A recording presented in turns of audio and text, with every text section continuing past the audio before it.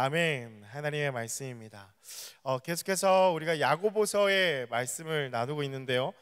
우리 이 뼈 때리는 그 직설적인 야고보의 말씀을 통하여서 우리의 삶이 계속해서 마음에 또 찔림이 있고 그것으로 인하여서 변화가 일어나는 하나님의 말씀으로 우리 가운데 살아 움직이는, 살아 운동력이 있는 주님의 말씀이 오늘도 또 선포되어지고 우리 삶 가운데 영향이 있게 될 그런 말씀이 될 줄 믿고 소원합니다. 아멘. 여러분, 그 야고보서가 계속해서 우리에게 주는 메시지가 참 많은데요.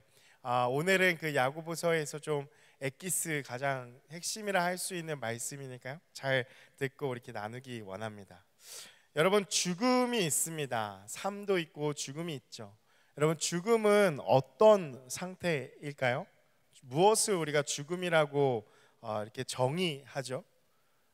의학을 전공하시거나 관심이 있으신 분들은 역사적으로 오래된 이 의학적인 죽음의 정의는 이 심폐기능설입니다. 그래서 우리가 어렵지 않습니다. 심장이 뛰는지 안 뛰는지, 이 호흡이 멈췄는지 계속 호흡을 하고 있는지를 확인함으로 인해서 이 사람이 심장이 뛰지 않고 맥박이 이렇게 뛰지 않고 호흡이 멈춘 것 같은데 라고 하는 모습을 보면서 이제 죽었다라고 하는 것이죠. 그래서 심장과 이 호흡 운동이 정지된 상태를 말합니다. 소생술을 하여도 막 심폐소생술을 하여도 반응이 없고 일어나지 않고 한 그 시간이 한 30분 정도 이렇게 흘러갔다라고 했을 때 이제 우리가 드라마에서 보는 이제 의사의 사망 선고가 있죠.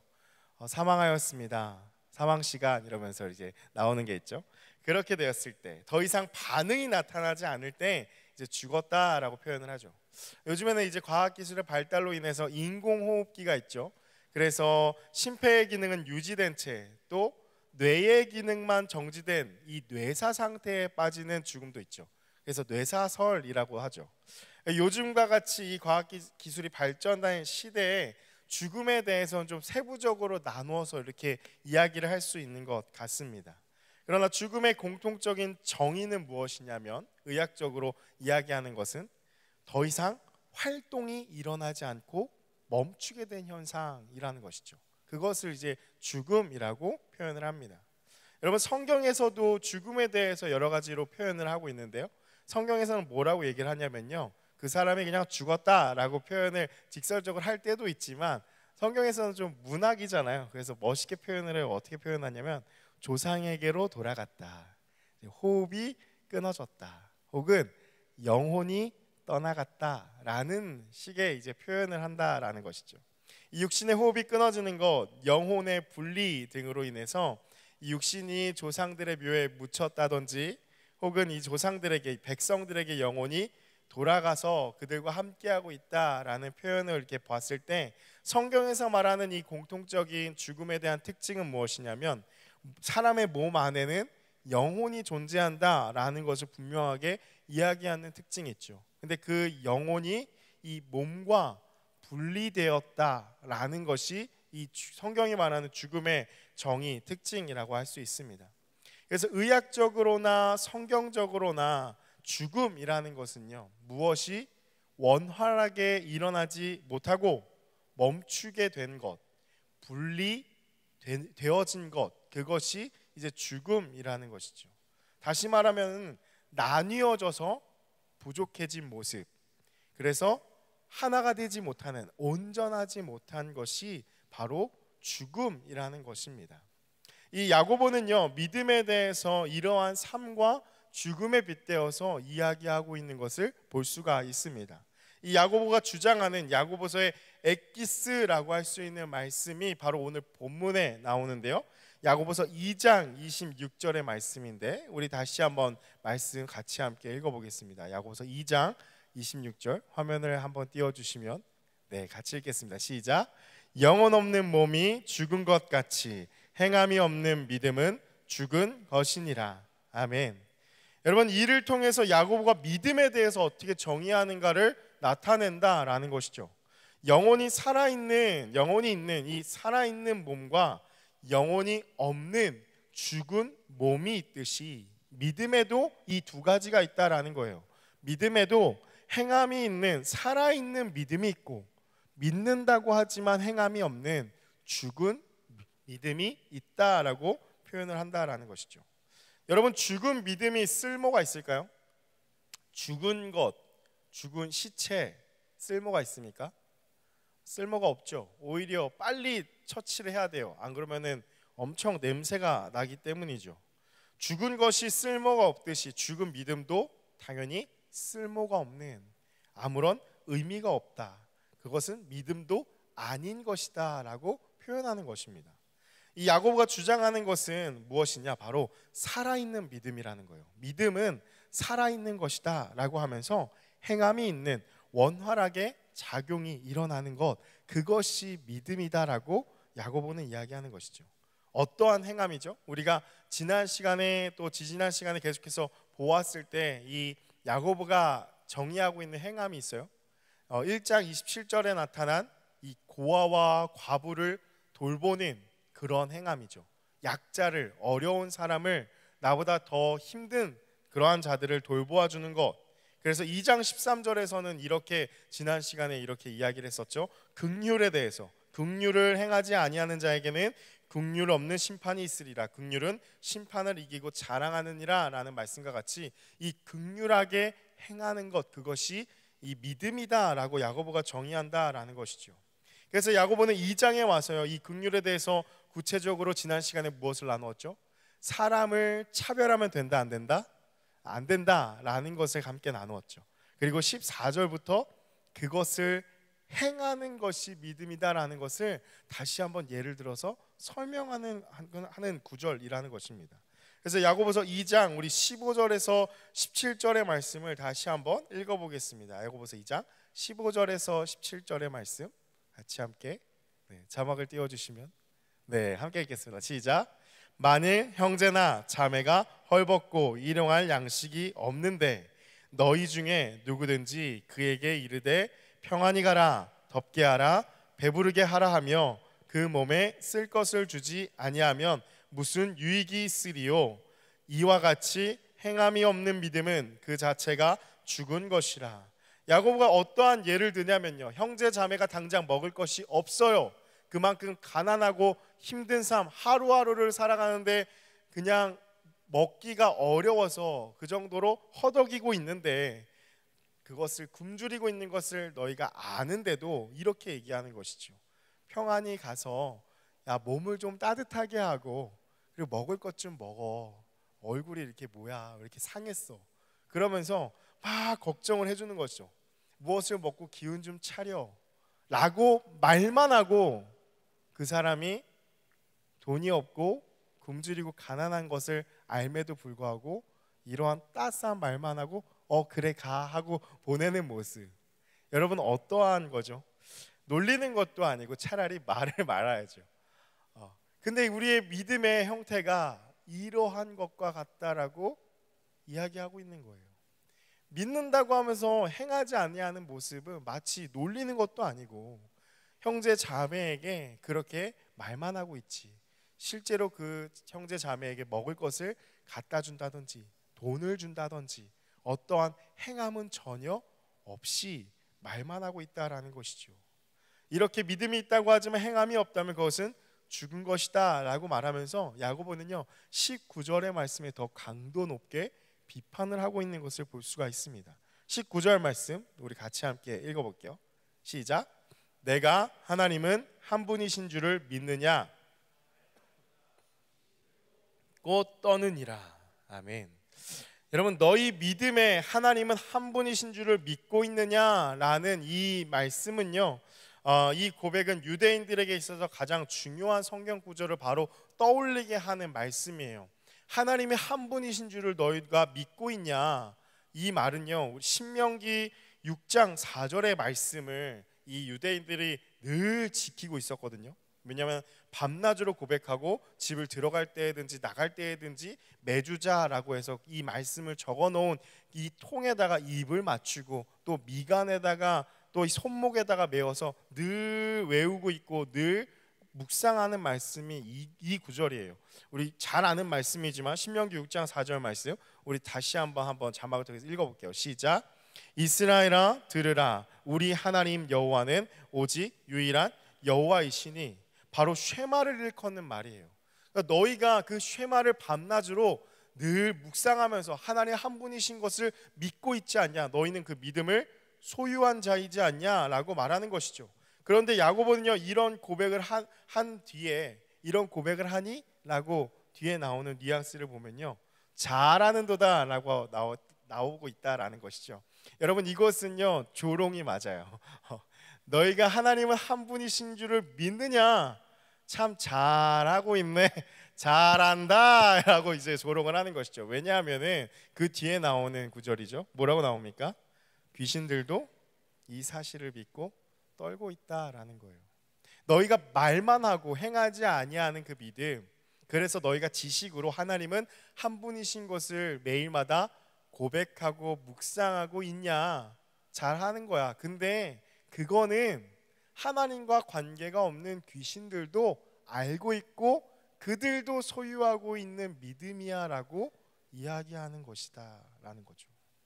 이 야고보가 적나라하게 드러내는 것은 무엇이냐면 바로 행함이 없는 믿음은 죽은 믿음인데, 이 말로만 다 안다고 떠드는 모습, 생각만으로 믿는다는 모습, 그런데 삶으로는 전혀 나타나지 않는 이러한 모습들, 이것은 죽은 믿음인데 이것은 귀신들도 알고 믿는 것과 같이 하나님과 전혀 사랑의 관계가 있지 않은, 오히려 하나님과 대척점에 있는 그러한 모습이다라고 계속해서 우리에게 찌르고 있는 그러한 말씀이라는 거예요.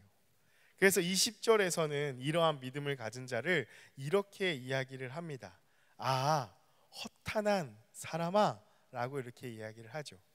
여러분, 허탄한 사람이라고 얘기를 하는데요, 무슨 뜻이냐면 조금 이제 허탄한 이러니까 뭔가 되게 고급스러운 표현인 것 같잖아요. 쉽게 말해서 이거예요.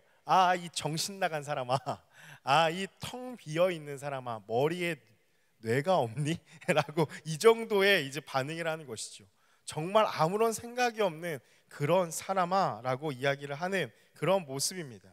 행함이 없는 믿음은 쓸모없는 텅 비어 있는 믿음이라는 것을 너희가 알지 못하냐라고 야고보가 정말 강하게 우리에게 책망하고 있는 것입니다. 사랑하는 여러분, 오늘날 우리의 죽은 이 믿음의 모습은 어떠한 모습이죠? 우리 안에 어떠한 믿음을 소유하고 있는지를 우리가 좀 직면해 볼 필요가 있다라는 거예요. 저와 여러분 모두 하나님 앞에서 정말 회복해야 할 신앙의 모습은요, 무엇이냐면 말만 무성한 모습이라는 거예요. 말만 무성한 이 믿음이라는 것이죠. 사실 오늘 설교를 전하면서도 제가 너무나 괴로워요. 왜냐하면 이 설교를 뭘로 하고 있죠? 또 말로 하고 있기 때문이에요. 그래서 너무 괴로운 마음이 있지만 그 마음을 가지고서 전달을 하고 있어요. 성령께서 이 같은 마음을 주실 줄 믿습니다. 이 말로만 늘 항상 행하는 이러한 신앙의 모습들, 어떤 모습이죠? 말과 삶이 분리되어 있는 모습을 우리에게 콕 집어서 이야기하고 있는 거예요. 아까 우리 종인 형제가 인도하고 고백하면서 그러한 기도 제목을 나눠줘서 야, 오늘 설교 안 해도 되겠다. 오늘의 메시지가 다 그 메시지였어요. 여러분, 우리의 메시지는 어떤 거죠? 찬양하고 기도하고 예배할 때는 이렇게 얘기를 해요. 주님의 마음을 품게 해달라고 그렇게 열심히 기도하죠. 용서해달라고, 사랑하게 해달라고, 주님이 기뻐하시지 않은 일 내가 행하지 않게 해달라고, 그렇게 죄짓지 않겠다고, 하나님 내가 정욕에 불타오르지 않겠다고 그렇게 간절히 기도하지만 이 문을 나가는 순간, 이 예배실을 나가는 순간 우리의 삶은 어떻죠? 바로 나의 정욕대로, 내가 원하는 대로, 내가 그동안 미뤄왔던 것을 마치 막 방출하듯이 그렇게 행한다라는 것이죠. 그래서 우리의 삶의 자리에서는 한치의 고민도 없이 내가 하고 싶은 대로 행하려는 이 삶의 모습이 바로 말과 삶이 분리되어 있는 모습이다라는 거예요. 여러분, 이러한 모습은 어떠한 모습이냐면요, 바로 거짓된 모습입니다. 말과 삶이 다르기 때문이죠. 아무리 믿음 있는 척하는, 뭔가 되게 신앙적인 고민을 많이 하는 척하는 어떤 교회 오빠, 교회 언니와 같이 다른 사람에게 그렇게 비춰지지만, 사실 내 안의 실상을 들여다보면 정작 그 삶의 민낯이 이 말한 만큼의 행함이 따르지 않는 그러한 말과 삶이 분리되어 있는 삶, 죽은 믿음이라는 것이죠. 여러분, 솔직하게 우리는요, 우리 자신에게 있는 그 믿음 없는 모습에 직면을 해야 합니다. 그리고 우리가 기억해야 될 건 무엇이냐?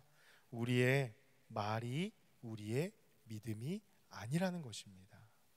다시 이야기하면 우리의 삶이 우리의 믿음이라는 것이죠. 내가 말하고 고백하고 보여지고 누구에게 조언을 하는 내 모습이, 그것이 우리의 믿음이 아니다라는 거예요. 조금 우리가 믿음을 갖고 신앙적인 대화를 나누면서 그러한 착각에 빠질 때가 너무나도 많다라는 거예요. 제일 위험한 사람은 누굴까요? 보고 계시잖아요. 제가 제일 위험해요. 왜냐하면 목회자로서 늘 상담을 하고 이야기를 나눌 때 늘 믿음에 대해서 이야기를 하고 나누고 있기 때문이죠. 근데 그 모습, 그 말이 내 신앙이 아니라는 거예요. 내가 평소에 살아가고 있는 곳, 찬양 중에 그러한 찬양이 있거든요. 아무도 보지 않는 곳에서 나 거룩하기 원해, 나 예배하기 원해, 이러한 찬양이 있어요. 아무도 보지 않는 그곳에서의 모습이 내 신앙이라는 거예요. 누구도 나를 알아주는 사람이 아무도 없어요. 어느 지역에 갔는데 내가 목사라는 걸 몰라요. 내가 크리스찬이라는 걸 몰라요. 내가 교회 다니는 사람이라는 걸 몰라요. 그곳에서 행하고 있는 여러분의 모습이 바로 우리의 신앙의 민낯이라는 거예요. 우리가 금호동 지역에서는 마음대로 살기가 어렵겠죠. 왜냐하면 언제 누구를 만날지 모르니까요. 근데 아무도 모르는 곳, 아무도 없는 곳, 그곳에서 행하고 있는 나의 모습이 어떠한지, 바로 그것이 우리의 모습, 우리의 믿음이라는 것이죠. 그래서 야고보가 오늘 그러한 예를 들면서 우리에게 적나라하게 드러내고 있는 것입니다. 행함이 없는 믿음이 있느냐? 그것은 죽은 믿음이다.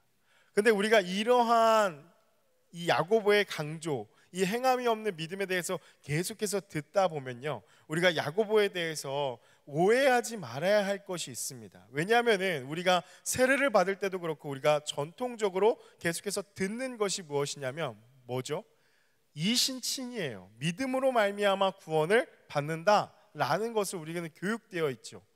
뭐야 그러면은 야고보는 바울이 얘기한 것과 그리고 종교개혁자 루터가 얘기한 것과 조금 반대되는 건가? 행함이 다 쓸데없다고 얘기를 했는데, 심지어는 첫 시간에 소개했었죠. 마틴 루터가 이 야고보서를 보고서 이것은 지푸라기 서신이다, 다시 말해 이건 쓰레기 같다라고 이야기했다. 그 정도로 막 경멸했다라는 것을 우리가 나눴었잖아요. 그럼 뭐지? 반대되는 건가? 라는 그런 생각을 할 수 있죠. 행위로 구원을 얻는다는 행위 구원론을 지금 야고보는 이야기하는 것인가? 그것이 드러나는 게 야고보서 2장 14절에 더 드러나죠. 우리 야고보서 2장 14절의 말씀도 같이 함께 다시 한번 읽어볼게요. 시작.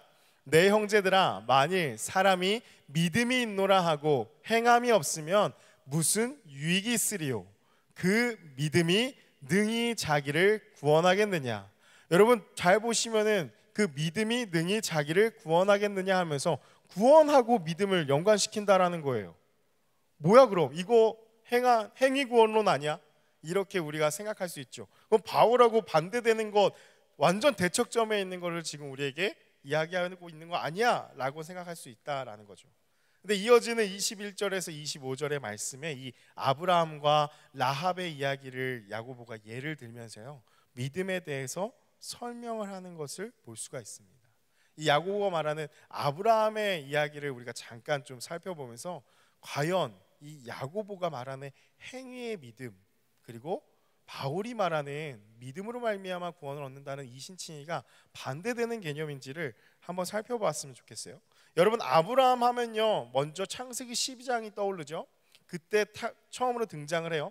아브라함이 하나님을 만나서 하나님께 약속을 받습니다. 너는 복의 근원이 될 거야. 너는 복 덩어리가 될 거야 라는 이러한 약속을 받죠.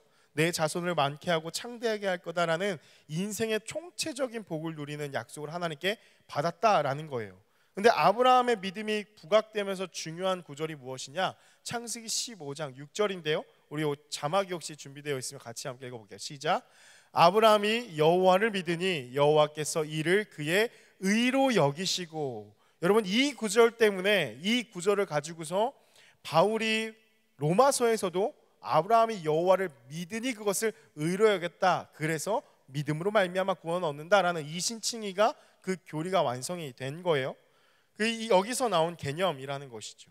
지금 당장 하나님의 약속이 내 눈앞에 펼쳐진 것이 없지만 그것을 하나님께서 반드시 이루실 분이라는 그 믿는 믿음이 아브라함에게 있었다라는 것이죠.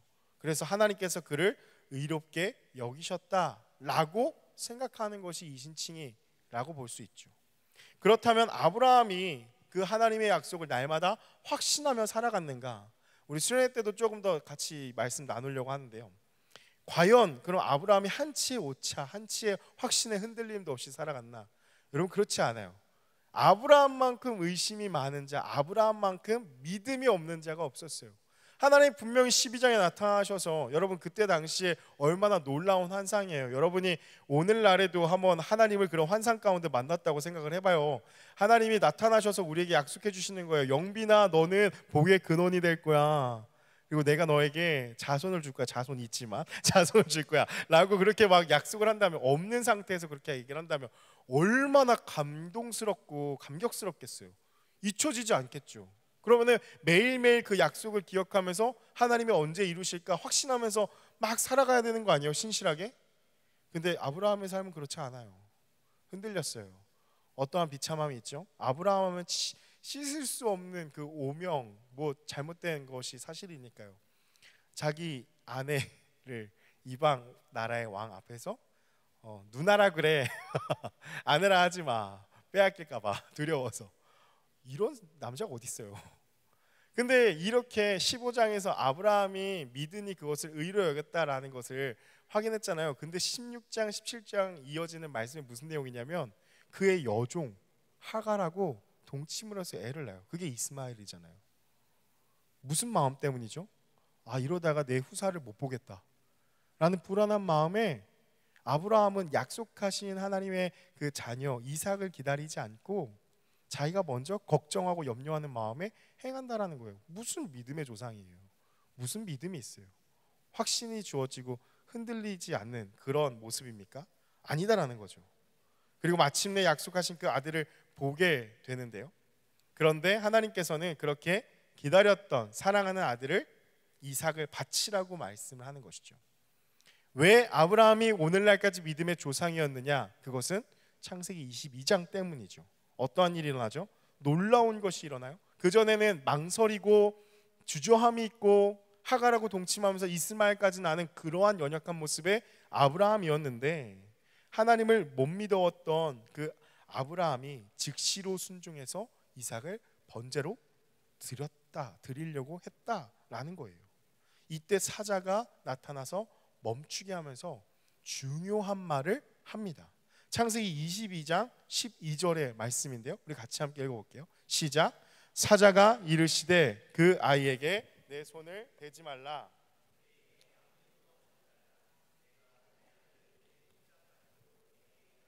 아니하였으니 내가 이제야 내가 하나님을 경외하는 줄을 아노라. 여러분, 15장 6절에 분명히 하나님 말씀하셨어요. 아브라함의 믿음이 이것을 의로 여겼다라고 했잖아요. 그러면 여기서 끝난 거 아니에요? 아, 이제 의로운 사람이고 그것으로 구원을 받았다라고 생각할 수 있는 거 아니에요? 근데 22장 12절 여기서 뭐라고 나타나느냐? 하나님께서 분명히 말씀하시는 거예요. 내가 이제야 너가 나를, 하나님을 경외하는 줄을 내가 알았다라고 말씀하시는 거예요. 어떤 모습을 보고서요? 아브라함이 자기 아들 100세에 낳은 그 귀중한 아들을 제단에다가 올리고 결박하고 그를 죽이려고 칼을 들고 내리치고 걔를 죽여서 피를 흘리고 각을 뜯려고 하는 그 순간에, 그 모습, 그 행함을 보고서 내가 이제야 나를 경외하는구나라고 말씀하셨다라는 거예요. 이 부분에 대해서 야고보서 2장 21절에 이렇게 이야기를 합니다. 같이 읽을게요. 시작. 우리 조상 아브라함이 그 아들 이삭을 제단에 바칠 때에 행함으로 의롭다 하심을 받은 것이 아니냐. 그리고 23절 24절에 이렇게 나타나는데요, 이것도 같이 읽어볼게요. 시작. 이에 성경에 이른바 아브라함이 하나님을 믿으니 이것을 의로 여기셨다는 말씀이 이루어졌고 그는 하나님의 벗이라 칭함을 받았나니 이로 보건대 사람이 행함으로 의롭다 하심을 받고 믿음으로만은 아니니라. 아멘. 와, 완전 24절의 말씀은 바울하고 완전 싸우겠다라는 거죠. 뭐라고 나타나요? 사람이 행함으로 의롭다 하심을 받고 믿음으로만은 아니니라. 바울은 뭐라 그랬죠? 사람이 믿음으로 말미암아, 오직 의인은 믿음으로 말미암아 구원을 얻으리라. 로마서 1장 16절 17절의 말씀이잖아요. 완전 이제 싸우자라는 거죠. 여러분, 야고보가 바울이 말한 것과 다른 믿음을 말하고 있는 것인가? 그렇지 않다라는 거예요. 뭐냐면은 이것은 우리가 로마서도 잘 살펴봐야 하는 문제인데, 조금 이제 제가 요약해서 말씀을 드리면은 바울이 말하고 있는 그 행위는 무엇이냐면 율법의 행위예요. 예수님이 오시기 이전에 구약 시대 때 우리에게 주셨던 율법, 그리고 그 이스라엘 백성들이 지켰던 614개의 그 율법의 조항들을 신실하게 지키고 흠없이 지키고 계속 지켰을 때 그 율법의 행위가 내가 구원을 받을 수 있는 조건이 된다라고 주장하는 유대인들에 대해서 쓴 말씀이 이 로마서예요. 그래서 로마서에서 믿음으로 말미암아 구원을 얻는다라고 바울이 계속해서 이야기한 것은 무엇이냐면, 율법의 행위로 너가 구원을 얻을 줄 알고 쓸데없는 그 율법의 행위를 계속해서 지키고 있는 이 유대인들아, 이 율법의 행위로 인해서는 결코 구원을 얻을 수 없다. 믿음으로 인해서 그의 아들 예수 그리스도를 믿는 그 믿음으로 인해서 구원을 얻을 수 있다라고 강조한 것이 이 이신칭의의 복음이라는 거예요. 그런데 그러면은 바울이 행함이 있는 이 믿음에 대해서 어떻게 이야기하고 있는가? 그럼 다른 것인가? 그런 게 아니라요. 거기서 그렇게 얘기했다면 야고보가 이야기하고 있는 것은 무엇이냐면, 믿음으로 인하여서, 믿음을 가진 자들이 믿음으로 인하여서 드러나게 되는, 믿음으로 말미암는 역사가 바로 이 행함이 있는 믿음이라는 거예요. 그러니까 잘 이해하셔야 돼요. 율법의 행위를 막 해서 구원을 얻는 것이 아니다라고 말하는 것이 이 바울의 복음이에요. 야고보는 무엇이냐면 그것에 동의해요. 맞다, 그것은 잘못된 거다. 그럼 야고보가 중요하게 이야기하는 있는 것은 무엇이냐면, 그럼 믿는다고 말만 하는 게 과연 복음이 있는 삶이냐, 믿는 자의 삶이냐? 그건 아니다라는 거예요.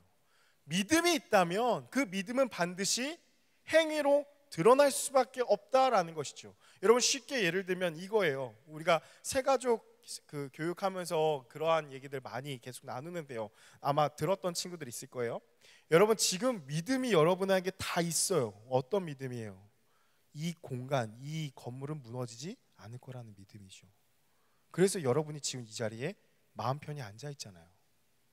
행함으로 옮겼잖아요. 이거예요.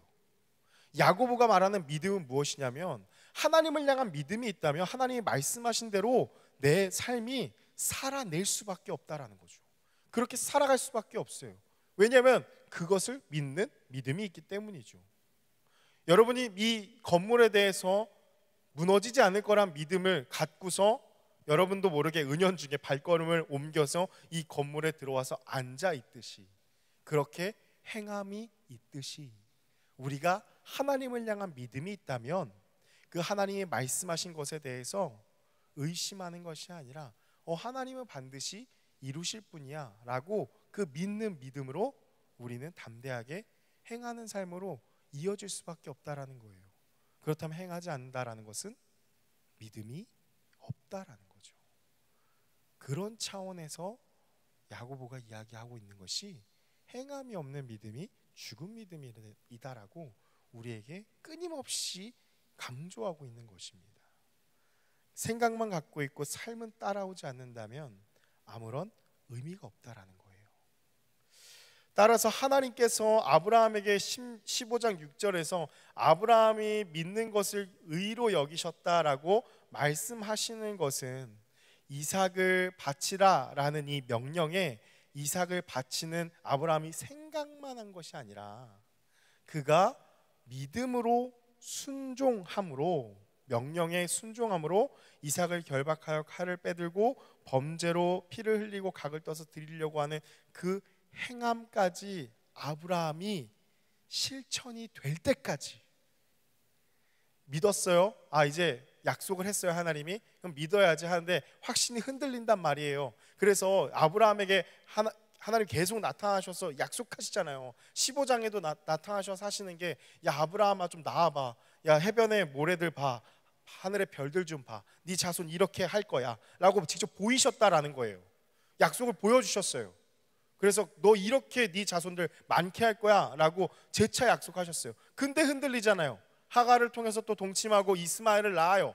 그러한 모습의 아브라함의 모습인데, 근데 아브라함 안에 그 계속 믿음이 더욱더 굳건해지고 그 믿음이 흔들리지 않아서 하나님이 하신 약속의 말씀을 그대로 이루어지는 것을 받고 그가 행할 때까지 아브라함을 기다리신 것이 하나님의 모습이었다라는 거예요. 그래서 이 12절 말씀 뒤에, 창세기 22장 12절 말씀 뒤에 나오는 말씀이 뭐가 나오죠? 그렇게 해서 멈췄어요. 그렇죠? 멈춰! 그래가지고 멈췄어요. 너가 이제 나를 경외하는 줄 알았어 라고 말씀하시잖아요. 그리고 나서 그걸로 끝나나요? 그냥 해프닝인가요? 아니에요. 너 돌아볼래? 그랬더니 눈을 들어서 아브라함이 본즉 이렇게 나오는데, 거기에 그 나무에 뿔이 걸린 양 한 마리를 보게 돼요. 그리고서 그 양을 가지고서 하나님 앞에 번제를 드려요. 그리고서 아브라함이 고백한 것이 우리가 찬양으로 너무나 많이 부르는 거 뭐죠? 여호와 이레, 여호와께서 준비하셨다. 원어는 뭐냐? 여호와 라아예요. 하나님께서 보고 계셨다. 하나님께서 약속하시고서 아브라함의 믿음을 그 행함이 있을 때까지 계속해서 보신 거예요. 그리고서 믿음으로 말미암아 마침내 반응을 하니까 아브라함에게 너가 이제야 나를 경외하는 줄을 내가 알았다라고 그 아브라함의 믿음을 인정하신 거예요. 그래서 오늘날까지 아브라함이 우리의 믿음의 조상이 된다라는 것이죠. 따라서 바울이 얘기하는 것과 야고보가 얘기하는 이 믿음이 다른 게 아니에요. 그 강조점 포인트가 다른 것이죠. 야고보 말하는 것은 믿음으로 말미암아 구원을 얻는다, 이것을 부인하는 것이 아니라, 그렇다면 그 믿음이 뭐냐? 그 믿음은 믿는다면 행할 수밖에 없다. 행함이 없는 믿음은 가짜 믿음이다라고 구체적으로 우리 주의 형제 야고보가 우리에게 말씀하고 있다라는 것입니다. 야고보는 22절에서 이 믿음에 대해서 매우 중요한 정의를 내리는데요. 우리 마지막으로 22절 말씀을 같이 보는데요. 여러분, 이 그냥 9절 그냥 보는 게 아니라요, 이 코이노니아 성경이라고 최근에 그 얇은 책자로 나온 성경인데, 이 최영삼 교수님이라고 백석대에 계신 신학 교수님이신데 너무 탁월하세요. 이분이 번역을 하신 거예요. 그래서 같이 함께 그 번역본이 조금 더 이해가 될 것 같아서 같이 함께 읽어볼게요. 시작. 당신이 보고 있는 것은 그 믿음이 그의 행함과 함께 역사하여 그 행함으로써 그 믿음이 온전하게 된다는 것입니다. 여러분 뒤에 문장 보시면 뭐라고 나오죠? 그 행함으로써 그 믿음이 온전하게 된다는 것입니다 라고 야고보가 이야기를 하고 있다라는 거예요. 믿는다고 생각하고 믿는다고 말할 수 있지만 이는 반쪽짜리 믿음이라는 것이죠. 믿음이란 무엇이냐면 반드시 행함이 동반돼야 하는 것이며, 행함까지 따라오게 될 때에 그 믿음은 온전한 믿음이 된다라는 거예요. 믿는다고 말은 해요, 고백은 해요, 때로는 세례를 받을 수도 있어요, 때로는 내가 나 믿는 사람이야 라고 이야기할 수 있지만, 아까도 얘기했듯이 정작 내 삶에서 하나님이 없는 것 같이 살아간다면 그 믿음은 뭐냐? 죽은 믿음, 쓸데없는, 쓸모없는, 텅 비어있는, 아무것도 아닌, 사실 믿음은 아니다 라는 것이 오늘 야고보가 우리에게 심각하게 이야기하고 있는 것입니다. 하나님께서는 아브라함이 믿는다고 말한 것으로 의롭다 하신 것이 아니라 그가 믿음으로 말미암아 행함이 있을 때까지, 그 믿음이 온전해질 때까지 기다리셨다라는 거예요. 사랑하는 여러분, 말씀을 마무리합니다. 여러분, 믿음이라는 것은요, 생각과 말만 하는 것이 아닙니다. 여러분, 그저 한번 고백하는 정도가 아니라는 거예요. 아까 우리 기도회에서도 오늘 정말 기도와 이 인도가 모든 설교를 다 대변해줘서 참 말하기가 민망할 정도로, 설교하기가 민망할 정도로 너무 중요한 내용을 잘 집어줬는데요. 한 번 구원은 영원한 구원이라는 이 고백이 한 번 세례받은 것과 같은 그 면죄부처럼 우리가 생각하고서 지금 살아가고 있지 않냐라는 것이죠. 한 번 고백한 거, 한 번 수련회 때 눈물 흘려서 기도한 거, 그거 가지고서 우리는 나는 천국에 갈 충분한 이유가 되었다라고 생각하고 있지 않냐라는 거예요. 그래서 이제부터는 내 인생을 살고 싶은 대로 막 살아도 된다는 근거 없는 자신감으로 우리가 지금 살고 있지 않느냐라는 것이죠. 여러분, 지난 한 주도 한번 돌이켜 보십시오. 여러분, 그렇게 사시지 않았어요? 교회를 나왔는데, 말씀을 듣고 예배를 드렸는데, 우리의 삶의 자리에서는 정작 진짜 내가 원하는 대로, 하나님은 뭐 온데간데 없어요. 하나님은 떠올리지도 않아요. 생각도 안 해요. 그냥 저 멀리 방구석에 처박아 두고 내가 원하는 대로, 내가 하고 싶은 대로 그냥 열심히 살다가 이제 토요일이네, 내일 교회 가야겠네. 그럼 이제 또 교회 습관처럼 나와서 찬양하자고 기도하자고 할 때 잠깐 하나님, 제가 좀 잘못했네요. 제가 지난 한 주 동안 또 제 마음대로 또 살았네요. 좀 용서해 주세요. 아시잖아요. 또 이렇게 하고 당장 이 문을 나가서는 또 내 마음대로 살고.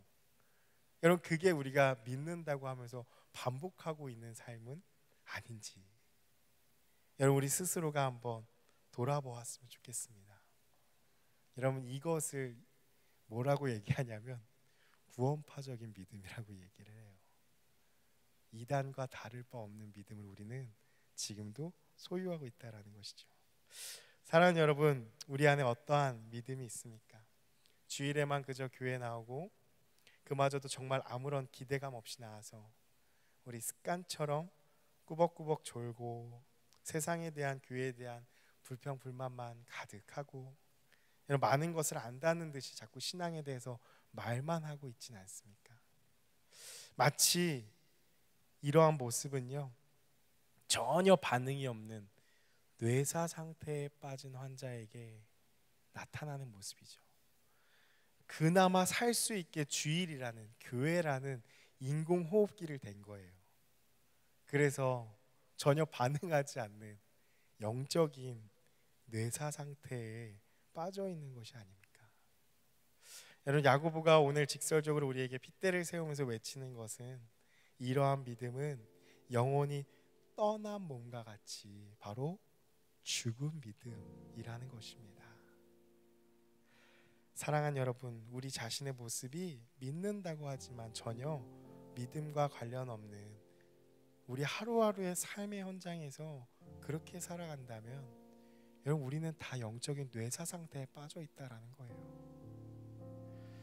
우리 마음의 말씀으로만 충만하다면요, 그 말씀이 우리의 말과 행동으로 나타날 수밖에 없는데, 근데 우리 안에 충만하지 않으니까, 우리 안에 전혀 채워지는 것이 없으니까, 우리 지난 시간에 야고보의 표현대로 이야기하자면 우리 안에 말씀은 있어요. 심긴 말씀은 있지만 씨앗은 있어요. 근데 그것을 온유함으로 꽉 붙잡지 않으니까 말씀이 내 안에서 이 땅에 심기어져서 그것을 꽉 붙잡아져서, 그래서 우리 마음에 뿌리를 내리고 말씀이 자라나서 열매를 맺어야 되는데, 그냥 땅 위에 그냥 그 상태로 방치해두고 말씀이 말라 비틀어가고 있지는 않냐라는 거예요. 여러분, 우리의 삶의 모습이 그러하다면은 우리는 그러한 모습에서 부인할 수 없다라는 거죠. 주일에 잠깐 교회 나와서 우리 센트럴 예배 1시간 반, 2시간 예배 드리는 거, 2시간 예배 드리는 거, 와, 오늘 왜 이렇게 예배가 길지? 하는 마음으로 힘들어하죠. 그나마 그게 우리에게 인공호흡기를 대고 있는 것이라는 것도 생각하지 못한 채 계속 우리는 영적인 뇌사 상태에 빠져서 그것이 마치 잘 살아가고 있는 것처럼 착각하고 있다라는 것이죠. 여러분, 믿음은요, 보이는 것입니다. 믿음은 볼 수 있는 것이에요.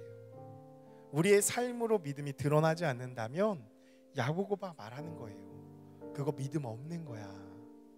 더 직설적으로 얘기하잖아요. 19절에 귀신들도 그 정도는 믿음이 있어. 너 잘하고 있다. 귀신들하고 똑같은 삶을 살고 있구나 라고 조롱하는 듯이 우리에게 이야기한다라는 거예요. 여러분의 삶은 어떻습니까? 여러분, 우리의 삶은 어떻습니까? 우리 하루하루의 삶이 하나님 앞에서 매일 신실하면 참 좋겠죠. 힘든 거 알죠. 왜 모르겠습니까? 그런데 그럼에도 불구하고 그 직장에서, 그 집에서, 그 삶의 자리에서 하나님의 살아계심을 우리가 인식하고 그 하나님의 말씀 앞에 우리가 엎드린다면, 그로 말미암아 우리의 말과 행함이 나타난다면 그것은 하나님께서 기뻐하시고 또한 우리 안에 진정으로 살아날 수 있는 생명력이 있는 삶이라는 것입니다.